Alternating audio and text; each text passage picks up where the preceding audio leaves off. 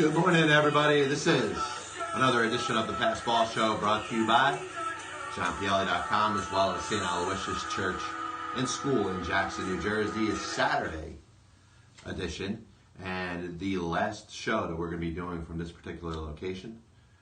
Later on today, we're going to be moving everything out of here and into the new studio, and hoping by the start of next week or part of next week, we will introduce the new show. And like I said, there's going to be a lot of more interesting things. We're going to have a couch there. We're going to have a lot more decorations up, and I think it's going to be a very good setup. But over the course of today, we're going to talk about a couple topics in relationship to baseball, sports, and unifying America. And if you saw the T is in the title, whether it's on Facebook Live or on Periscope, we're going to get into stuff like that. So it's going to be baseball, we're going to hit sports, which will be my NFL topic, and Unifying America is going to be the last segment of the show today. So if you've heard me over the last couple weeks, I've spoken about potential moves in Major League Baseball. And if you've listened to me before, you understand my take on that whole buyer-seller thing as it applies to Major League Baseball. I think it's something that is very much overrated.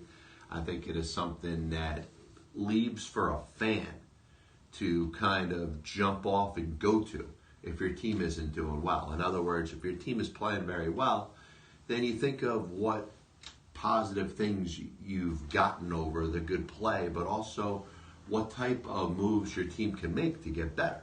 You start to look at your whole team and say, hey, you're winning a lot of baseball games, and because of that, hopefully, you're going to be in a spot where you could compete for a postseason berth. But not just compete for a postseason berth, but at some point, be good enough to win the World Series. So you ask yourself at that point, all right, well, what's the difference between my team that is 10, 15 games over 500 and my team as I want it to be as a World Series contender? So that's when you get that whole buyer mentality and you say it's good to look around for other teams and see what type of players you should be able to add to your team to get better.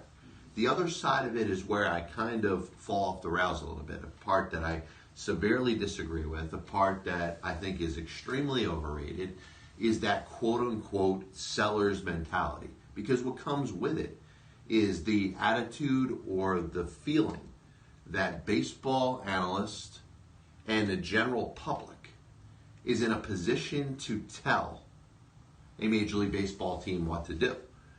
Now, I don't believe in this philosophy. Either you're really good or you're really bad. So in a lot of cases, there's teams in the middle that aren't necessarily, because they're not going to make the postseason this year or they're not going to get to the World Series this year, it doesn't mean that they have to quit, get rid of every positive player that has any sort of talent and start over. So you could ask each individual team that question. And when you ask them that question, you could get any one of a number of different answers. And that's the problem that I have, because we try to put baseball teams in categories. The new day of baseball where you have the quitters, you have teams that aren't even trying, you have teams that say, hey, the Houston Astros took 5 years to rebuild and had a couple 110-loss seasons. We don't care about that as long as we get to where the Houston Astros got to in 2017. And, that's not the only way to build a baseball team. And you've looked at winners. And, even the Kansas City Royals, if you go back to 2015, that wasn't necessarily a, stink for 20 years. It was just a coincidence. I mean, they made some very bad moves over the course of some drafts over a series of just about 15 of those 20 years. And started hitting on guys like Eric Hosmer and Mike Moustakas.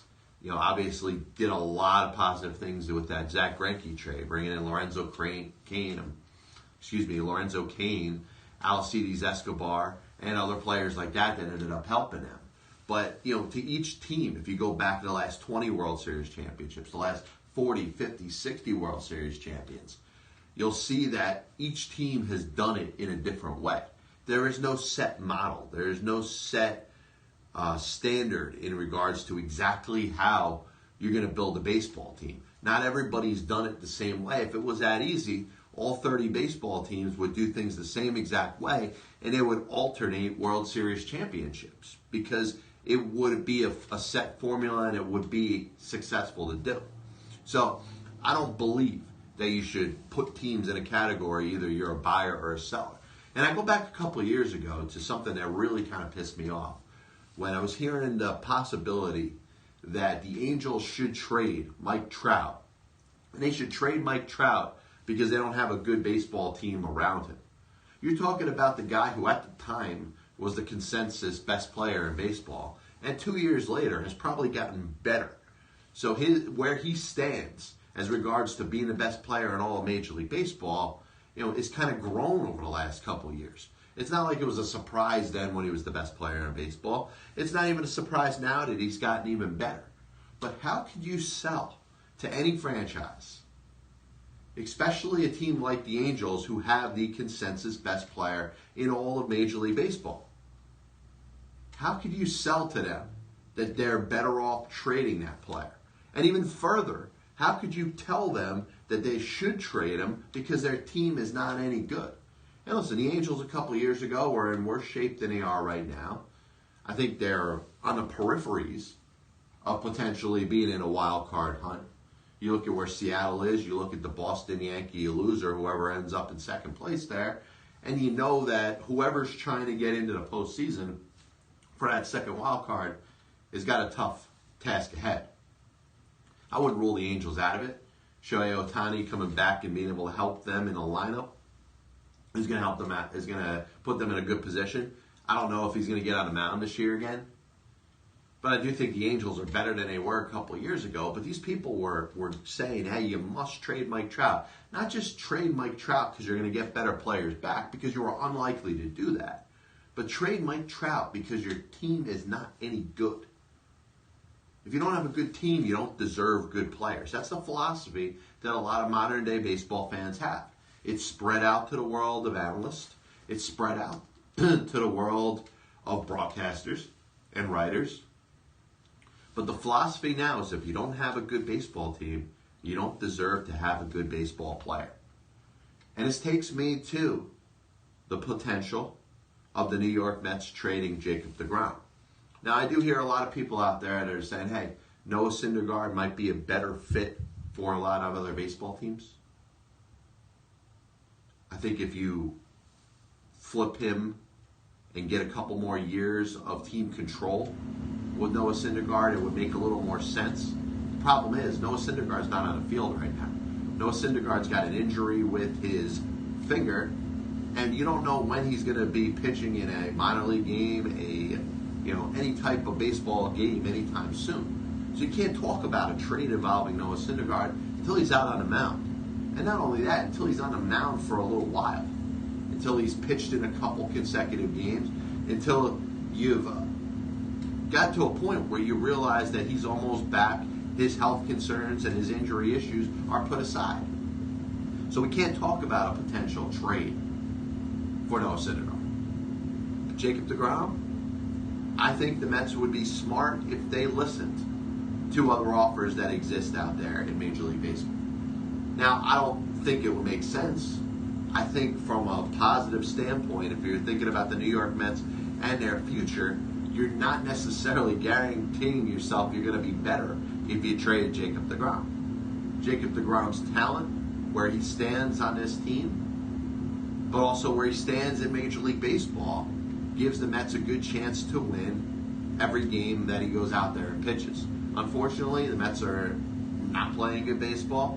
They've had a very bad season. It's a season that's probably only going to get worse. And there's nothing possible to salvage out of this season in 2018. But you don't necessarily make it better when you trade Jacob deGrom. Because here's the other part, and if you heard me a little bit earlier talking about things that I hate when people talk about, is this thought about trading somebody for quote-unquote prospects. When you say that, you don't care what the return is. You want to hear some player that is 19, 20, 21, 22 years old and has a name to him that you've never heard of. You don't want to know anything about this player. You just want to know that the player is under a certain age. And I think it's ridiculous that people think that way. They sell themselves pretty short in their thought process. It's not a good job if you think this way. You're not showing your baseball intelligence when you're saying, hey, it's better to trade this guy for quote unquote prospects. You're not showing a very high baseball IQ. So if you're going to set some standards to any trade that involves anybody, and in this particular case, we're talking about Jacob deGrom, you got to ask yourself what you want back. And you could start as a fan and say, hey, if you're a fan, what would you like to see get in return or receive in a Jacob deGrom trade? Would you like to get a couple players from the Los Angeles Dodgers, Walker Buehler, Alex Vertigo, maybe throw in a Chris Taylor? If you make a deal with the Yankees, do you want it to be Gleyber Torres? Have you come to grips and realization that you're not going to be able to get Gleyber Torres in a trade, and you start a deal centered around Miguel Andujar and Clint Frazier and Justice Sheffield, maybe a Tyler Wade? That's when you start to get somewhere. That's when you start talking about productivity as it exists in Major League Baseball, because the goal of a trade is to leave both teams feeling like they're going to be better after the trade is made. Now, in some cases, you get let's say a pitcher for a second baseman. Team A needs the pitcher, Team B needs the second baseman, and both teams are happy. But a lot of times, it's a good player going to a competitive team that is going to the postseason in exchange for younger players that are going to allow the trading team to get better over the future. Now, I understand that, and I'm okay with that as it's stated, exactly, verbatim, in those exact words. But when you start to stretch from that and say, hey, it's good to deal this guy and get prospects back. It's good for the Mets to trade Jacob deGrom and get prospects. It's good for the Mets to trade Noah Syndergaard, Asdrubal Cabrera, Wilmer Flores, Juris Familia, Yoenis Cespedes, Jay Bruce, and get prospects back. I don't want to hear the discussion anymore. It's not that I don't think any of those players should be traded or the Mets could benefit from dealing any one of those or all of those players. It's the philosophy that you have behind it. It's the standards that you're setting in regards to these potential trades. You don't care what you're getting back. You want those players jettisoned off your team, number one, because you're bitter. You're a bitter fan because your team's not playing well. And you want to see players come off the team as a way to justify something being done about it. In other words, somebody got fired because of the way that they're playing. And you're in a spot where the general manager has stepped down because of health reasons. The manager's in the first year of his contract, so he's safe for now. So there's nobody else you can blame. So a bitter fan right now is going to come after the players, and they want to see players traded, and they don't even care what they get back in return. It's called a bitter sports fan, and that's what you are right now. So if you want to set any sort of logic behind a baseball trade, I'm okay with it.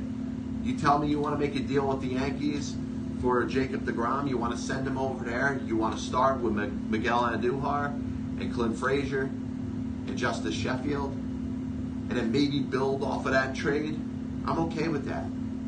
If you want to make a deal with the Dodgers and you say, hey, these are the guys that I want to get back. I want Chris Taylor, I want to get Alex Vertigo, I want to get Walker Buehler, and I want to get another piece. And you think maybe the Dodgers may think that's too much. You say, all right, what can I offer you? And all of a sudden, you start to talk like general managers and executives do in Major League Baseball. The goal of a trade is to make both teams happy. Not both teams' fan bases happy, because I think fans tend to sell themselves short when it comes to dumping players. They look at dumping players as if somebody is getting fired. Jacob deGrom, obviously it wouldn't be his fault.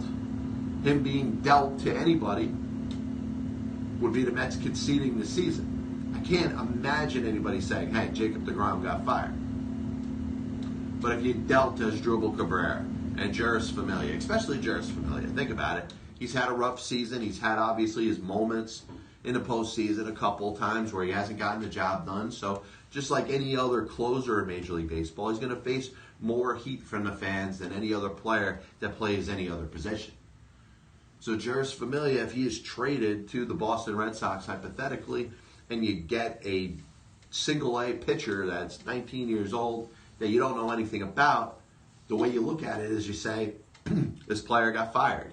He was held accountable, partially, for the lack of success that a team has had over a series of years. Next thing that I want to get into, if you think about the NBA, the way it's standing out right now, I was talking earlier about the NFL kind of being a joke, and it is. And I don't really look at it any differently. You think of, from a public relations standpoint, the National Football League has done a terrible job. Its whole handling of the kneeling for the national anthem thing. The fact that they have that player for the Kansas City Chiefs that gets his doctorate. It's not allowed to have MD on the back of his jersey. It's kind of silly.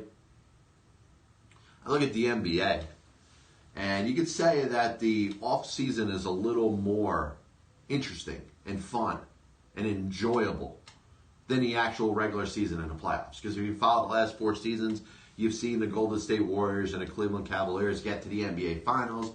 And in those NBA Finals, the Golden State Warriors win 3 of the last 4 seasons and the last 2 respective seasons. So there hasn't been a lot to think about in regards to, all right, is there a battle in the Eastern Conference? Is there a battle in the Western Conference? Sure. This past year, there was a little more of a battle. You had the Boston Celtics, you had the Toronto Raptors, you had the Philadelphia 76ers all finishing with better records than the Cleveland Cavaliers. You had the Houston Rockets finishing with the number 1 seed in the Western Conference. But in the end, when it was all said and done, it was the Warriors and the Cavaliers, and the Warriors winning pretty easily. So now, if you're an NBA fan, you're thinking about this offseason, and how can you shift the balance of power? How can you add a little more parity to the National Basketball Association? Well, every year, there's a series of solid free agents out there. This year, obviously, headlined by the best of the best and some of the other best of the best. And these players, obviously, have a tremendous opportunity to shift the balance of power in the NBA. The problem? They're not willing to do that.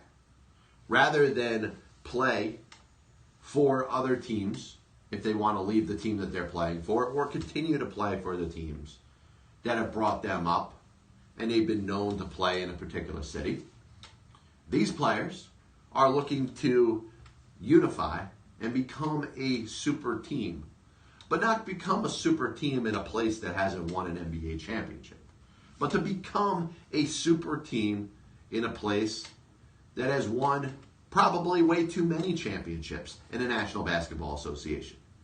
And you could say Boston owns that title, but the Los Angeles Lakers are right up there as well.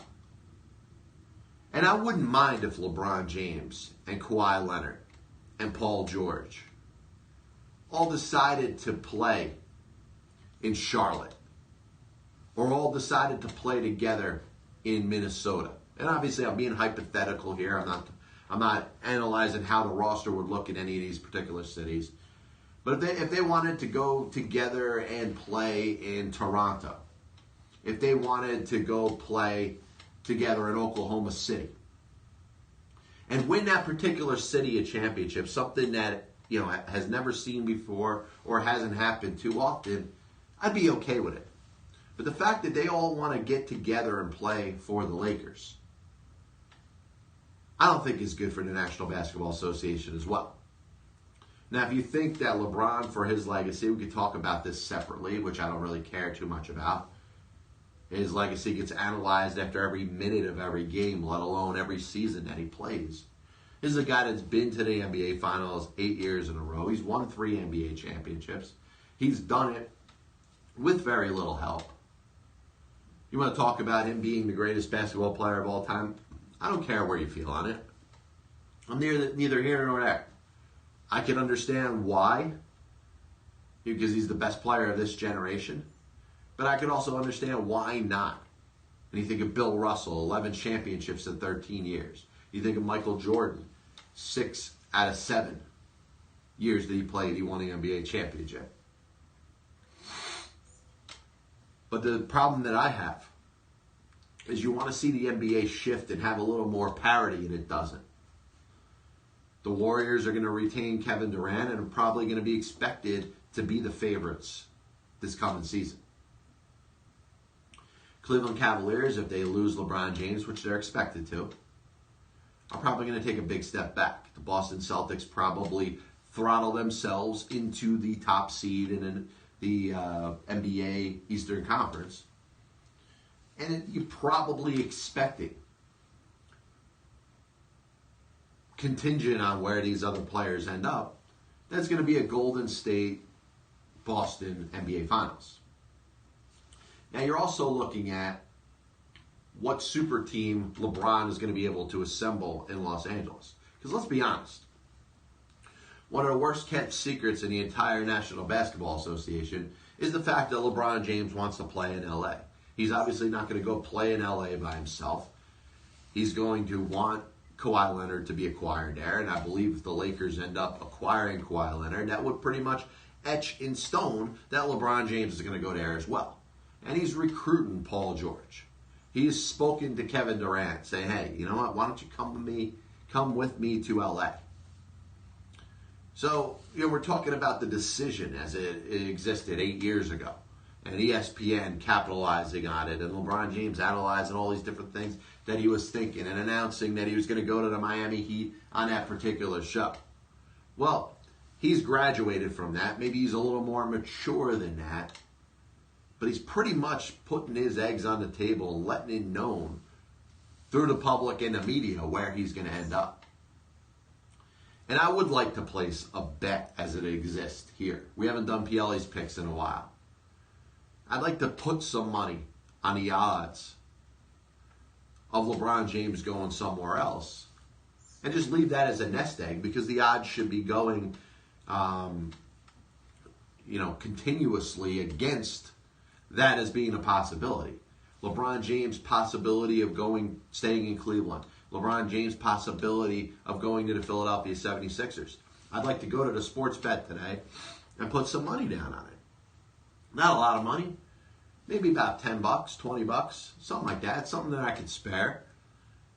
And say, hey, maybe if the thought process changes and Kawhi Leonard doesn't get traded to the Lakers, and all of a sudden there's some momentum that gets built up, maybe Cleveland makes a very good pitch. Maybe they find a way to acquire Kawhi Leonard. The 76ers, who would be a very good team for LeBron James to play for. A lot of young, talented players that could learn a lot from playing with LBJ, but also getting themselves to the next level with that star player that's going to kind of help them get over the top. Problem is, those odds would probably pay way too much money to even be on the table. And I would wonder if I could even place a bet like that, because I don't think the odds are that that's even going to happen. I mean, if you're betting on the Los Angeles Lakers getting LeBron James, you probably got to put $1,000 down to be able to win $10 back, or $20 back, or $100 back.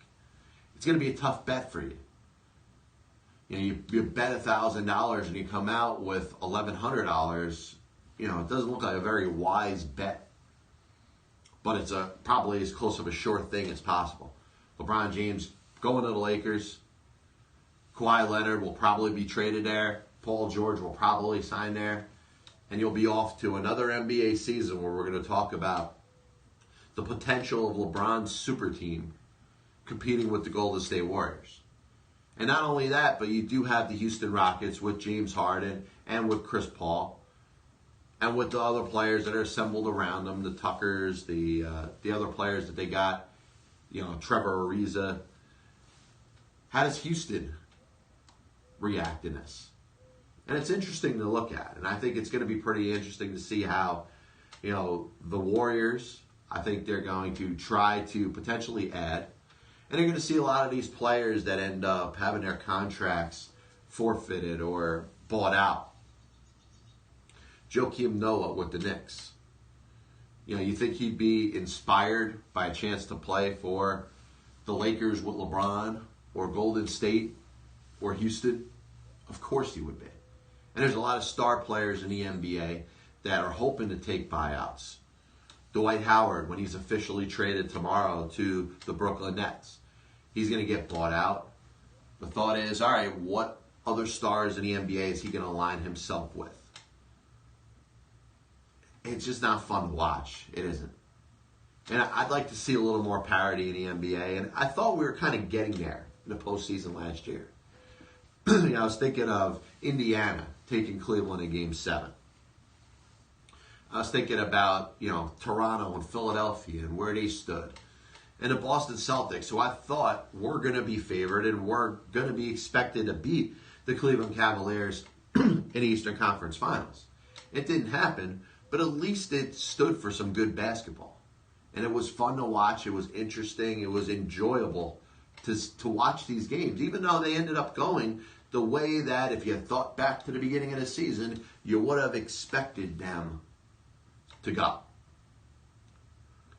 The problem in the NBA, and it's not going to be Cleveland, Golden State anymore, I just like to see LeBron James provide some competitive balance to the rest of the National Basketball Association. To me, he could build his super team. I don't care where he builds it. But just do it in a spot somewhere in the Eastern Conference to set up a matchup against the Warriors. And how good would it feel to beat them in the NBA Finals, then have to beat them in the conference finals and play some scrub team in the Eastern Conference for an NBA championship?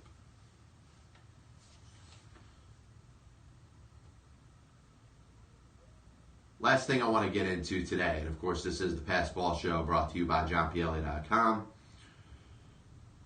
We're going to try to play the music. We'll see. I don't think we could get the music up that fast, so we're just going to skip it today. This is the Nobody's Listening segment of the show.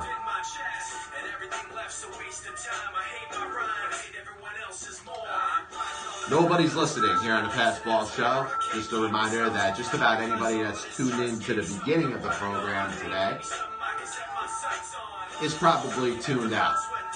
So this is where we move from baseball and sports to this part of the show where we want to talk about something in relationship to unifying America. And today's topic has to do with something that happened in regards to the Detroit Tigers, the sudden decision to fire their pitching coach, Chris Bosio, based off of insensitive comments that he made to a team employee. And Chris Bosio tried to get ahead of this story. He tried to make it more about the fact that he made a comment that, yes, was insensitive, but was not directed at an African American or a black employee. He said that it was a nickname he had for a skinny white player on his team. I know we're in a stage of life where we don't ever think of, any sort of negativity or bad comments or unfair comments or insensitive comments as they apply to a white person. But that's not necessarily the best defense for Chris Bosio. And I understand that there's more ramifications. If he mentioned spider monkey or called a black man a spider monkey, as opposed to calling a white man a spider monkey. And I think that was the best way that he was trying to defend his actions. His comments were heard by a player, they were heard by a team employee, they were overheard by other players and other team employees. So there was an understanding of that there was going to be some ramifications for that. He had to understand, in a day and age that we live in, that there's certain things that we can't say. And it just doesn't make sense to say anything that could be considered a disparaging comment against an entire race. I'm not in favor of any exclusion. I'm all for inclusion. And I don't think from a standpoint of a general comment being a opinion of a whole race. And I don't think Chris Bosio, because of that, because of what he said and because he was terminated from his contract as the pitching coach for the Detroit Tigers, I don't believe that he's a bad person. He made a bad mistake.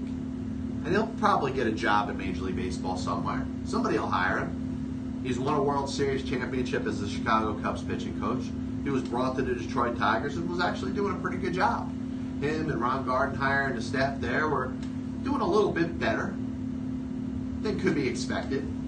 There's going to be a long rebuilding process with the Tigers. I think Bosio will get himself another job. We got to be smarter than that. And him trying to jump ahead of the story and saying, hey, this is what I was calling Daniel Snow, doesn't necessarily make it better. Doesn't necessarily make it any less of a hurtful comment. And that's, unfortunately, the world that we live in right now. If we want to make hurtful statements, you got to understand there's more ramifications and there's more things that we have to deal with now than we did years ago. Because number one, somebody could record that. But number two, the society that we live in today is way more sensitive than it ever was before. In other words, outside of those comments that are made that are considered absolutely racist, the general public takes statements and tries to twist them to a point to try to figure out who could be offended by each particular statement. And if it passed the 100,000 tests that they put through it, then you don't hear anything. But you say, hey, maybe a Native American could be insulted by that. Maybe now a white woman could be insulted by that.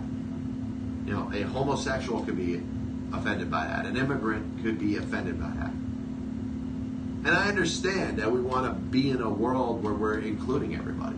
I'm all for that. But we should not be in a spot where we look for an insult in a comment, as opposed to just waiting for a comment. You say, hey, that was way overboard. That should not have been said. There's a difference between that and taking a comment and saying, hey, somebody could be offended by that. Let's start throwing out the list of people. Hey, this person, that person, does it pass with them? Does it pass with them? Oh, there you go. We found somebody that could be offended. We're way too sensitive to that. Every single one of us. And if we want to get anywhere in life, we have to be a little tougher. And it starts with our skin on our outside. The toughness. Be able to handle some adversity. Being able to handle a disparaging comment. Being able to handle somebody that may not like you. Society is not going to change so everybody likes you. So stop looking for that. Quick recap. Worst kept NBA secret is LeBron James going to the Los Angeles Lakers. It's a matter of when and if Kawhi Leonard and Paul George are going to join him. Jacob deGrom. The Mets don't have to trade Jacob deGrom because they have a bad baseball team. Similar to the way the Los Angeles Angels did not have to trade Mike Trout because they had a bad baseball team. You trade Jacob deGrom because there's players that you target, that you're looking at, that you say, these players will help the New York Mets down the road. Not just players, but give names to them. Spider Monkey. You heard my comments on that. This is the last show from this particular location. So I do want to thank everybody that's tuned in for the last, near a year since we've been doing the show in this format. We'll be back with you next week from the new studio with the new setup. So I do want to, anybody has any ideas of things that you'd like to see there, please send them forward. Obviously, once we open up the studio, any suggestions on anything we can do to change it, to make it better, to make it a better listening experience for you, my friends. I hope everybody has a nice weekend. Goal is to be back with you before the 4th of July, but we'll see how the move goes.